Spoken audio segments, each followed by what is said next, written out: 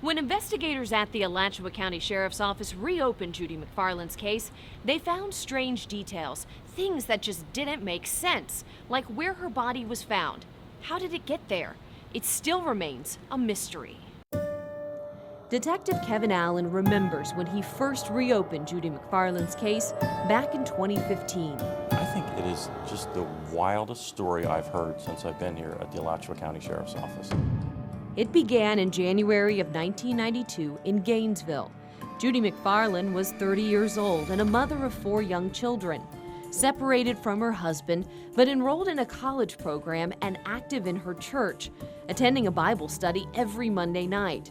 According to her missing persons report, after the Bible study let out, the pastor saw her near the flowers out front of the church. And they said that she almost looked kind of happy. You know, she was like dancing around and it started to rain, and they thought it was kind of unusual, so they stopped the car and said, "Would you like a ride home?" And she said, "No, I live real close by and I'd prefer to walk home."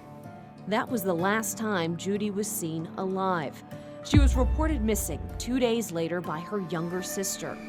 We spoke with her older sister, Nancy Brewer, by phone. That's why when they said she disappeared, somebody said, well, maybe she just split, maybe it was too much for her, and I just knew that wasn't true. There was no way they could convince me that she would just leave those children.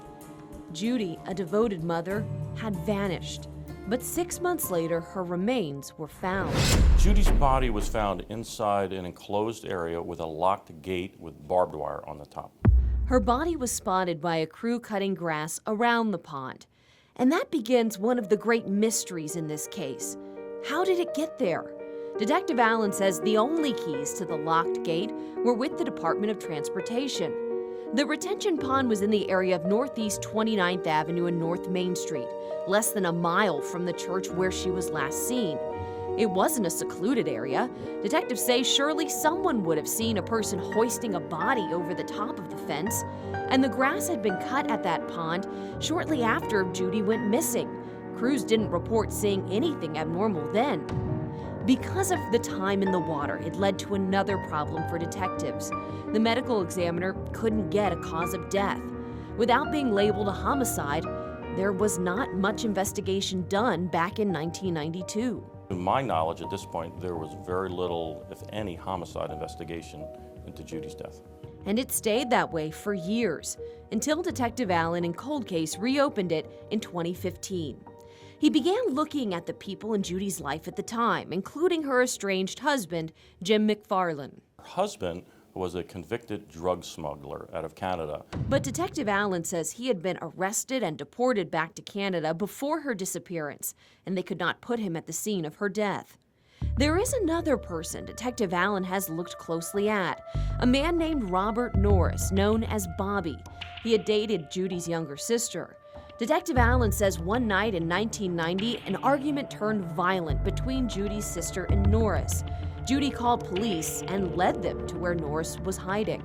Judy let the police into the house and pointed out the hiding place where Bobby Norris was on the second floor, and he fought tooth and nail. It took 3 police officers to handcuff him to bring him into custody. He was charged with multiple felonies and went to prison. He was released January 14th, 1992. Judy went missing 2 days later. He literally gets released on a Monday. Judy disappears on Monday or Tuesday, and she's reported missing on Wednesday. Norris was never charged in connection with Judy's death. He died in 2010 before the case was reopened. For Judy's family, it has been tough to go through the last 27 years with no answers. I miss her right now every day. Her older sister Nancy tells us it never made sense to her that someone could overpower her sister. Judy knew self-defense and had military training. She did 6 years in the Army, 2 years active duty, 4 years guard, so she knew how to defend herself. She is most sad that Judy's children never really got to know their mother, who she describes as the brave one, a good sister, and loved her children above all else. And it's so sad for her life to be taken away so short. Her life was just starting and it was just taken from her. She says they know they will likely never see an arrest, but they want a conclusive answer about who killed Judy and why.